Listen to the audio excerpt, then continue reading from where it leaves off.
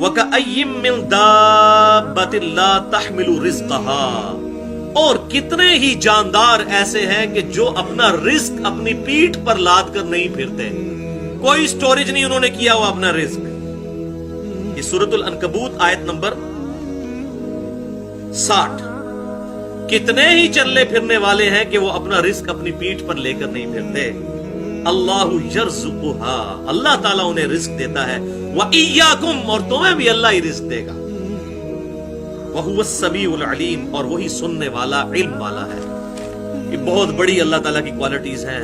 ہر مخلوق کی ہر آواز کو ہر وقت سننا اور اس کا علم رکھنا، یہ نہ کوئی فرشتہ کر سکتا ہے، نہ کوئی پیغمبر کر سکتا ہے، نہ کوئی اور مخلوق کر سکتی ہے.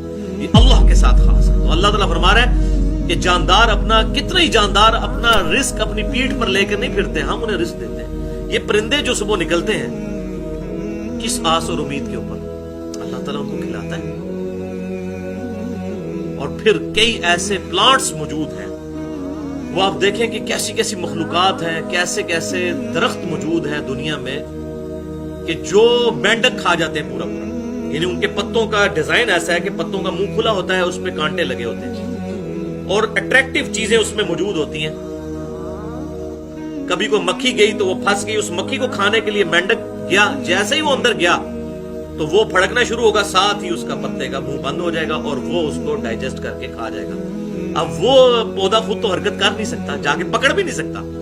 تو یہ وہ جو آیت اللہ تعالیٰ نے فرمایا کتنے ہی جاندار ہیں اپنا رزق اپنی پیٹھ پر لے کر نہیں پھرتے، ہم انہیں رزق دیتے ہیں، ان کے منہ میں ڈالتے ہیں. ایسے معاملات پیدا فرما دیے اللہ تعالیٰ. اور اتنی حیران کن بات ہے کہ یہ میں اس پہ سوچ رہا تھا کہ یہ جب بارش ہوتی ہے تو بارش کے قطرے بھی اس کے اوپر پڑتے ہیں، وہ اس کے جو ہے کانٹے، تو بارش کے قطروں کی وجہ سے بند ہو سکتا ہے، لیکن ایسا نہیں ہوتا.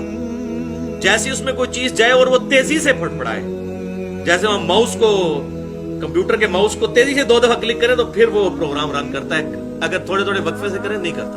تو تیزی سے پھڑپڑائے پھر وہ پتا بند ہوتا ہے، ورنہ تو بارش ہوتے وقت وہ بھوکے ہی مر جائے وہ جو پلانٹ ہے بارش کے موسم میں. تو بارش کے قطرے کی وجہ سے اس کا پتا بند نہیں ہوتا. تو اس قسم کی کئی مخلوقات ہیں. اب یہ تو لادہ ٹاپک ہے، اس پہ تو گھنٹوں چاہیے صرف اس کے اوپر بولنے کے لیے. تو اللہ تعالیٰ فرما رہا ہے کہ ہم رزق دیتے ہیں، اور اگر آپ رزق، یہ اللہ کے علاوہ تو کوئی رزق پورا ہی نہیں کر سکتا.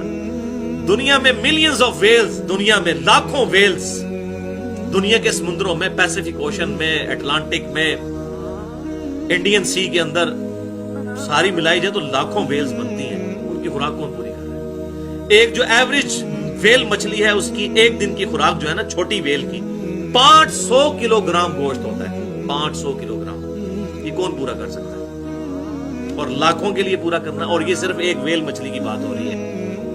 کیسا اس کے لیے انتظام کیا ہوا ہے. اور پھر باقی مخلوقات اب گن، اس روئے ارض پہ ابھی تک جو مخلوقات دریافت ہو چکی ہیں وہ 2 ملین سپیشیز، 20 لاکھ. یہ ان کی تعداد نہیں ہے بلکہ سپیشیز ہے. یعنی اگر گننا شروع کریں، انسان کو پہلی مخلوق آپ گن لیں، گھوڑا دوسری مخلوق، خچر تیسری مخلوق، کوا چوتھی مخلوق، گدھا 5ویں مخلوق، اس طریقے سے گنیں، نباتات اور حیوانات کی ملا کر 20 لاکھ سپیشیز ہے. اور ایک ایک جو سپیشیز ہے اس کی اربوں خربوں میں آبادی ہے. ان سب کا رزق پورا ہونا انبلیویبل ڈیٹا ہے. صرف زمین پر کیڑے اتنے موجود ہیں کہ زمین پر بسنے والے ہر انسان کو اگر 20 کروڑ دے دیے جائیں، 20 کروڑ آپ کو، 20 کروڑ آپ کو، اس طریقے سے جتنے 70-80 کے قریب لوگ بیٹھے ہیں سب کو اگر دے دیے جائے، اور دنیا کے سارے انسانوں کو 6-7 ارب لوگوں کو، تب بھی کیڑے بچ جائیں گے. اتنے صرف کیڑے ہیں حشرات الارض. اور درخت، پھر پرندے، مرغیوں کے چوزے، پھر کووں کے چوزے اور چیلوں کے چوزے، اور کیا تعداد ہے. یہ انبلیویبل ڈیٹا ہے. جس کو شوق ہو مسئلہ نمبر 60 میرا دیکھ سکتے ہیں. وما خلقت الجن والانس الا لیعبدون، اور ہم نے پیدا نہیں کیا جنوں اور انسانوں کو مگر صرف اس لیے کہ وہ ہماری عبادت کریں. ہمیں مانے نہیں، ہماری عبادت کریں. مانتے تو سارے ہیں اللہ کو، کوئی ہے جو اللہ کو نہ مانے؟ تو بہت بے وقوف ہو تو وہ نہ ماننے والا ہو ایتھیسٹ. ادروائز تو as far as God is concern, کوئی بھگوان کہہ دیتا ہے، کوئی اسے ایشور کہہ دیتا ہے، کوئی گاڈ کہہ دیتا ہے، کوئی اللہ کہتا ہے. اور کوئی سپریم بینگ کہہ دیتا ہے، کوئی سائنس کی لینگویج میں سپر نیچرل ایجنسی کہہ دیتا ہے، مانتے سب ہیں ایک سپریم بینگ کو۔ تو ماننا کافی نہیں ہے، بلکہ اس کی عبادت بھی کرنی ہے، ٹوٹل اوبیڈینس، اس کی اطاعت کرنی ہے، اس کی ورشپ کرنی ہے۔ وہ سارے رسوم، ساری رسمیں، چاہے وہ نماز ہو، چاہے روزہ ہو، قربانی ہو، جھکنا ہو، ہاتھ باندھ کر کھڑا ہونا ہو، سجدہ کرنا ہو، یہ سارے پوسچرز اس ذات کے لیے خاص کرنے ہیں۔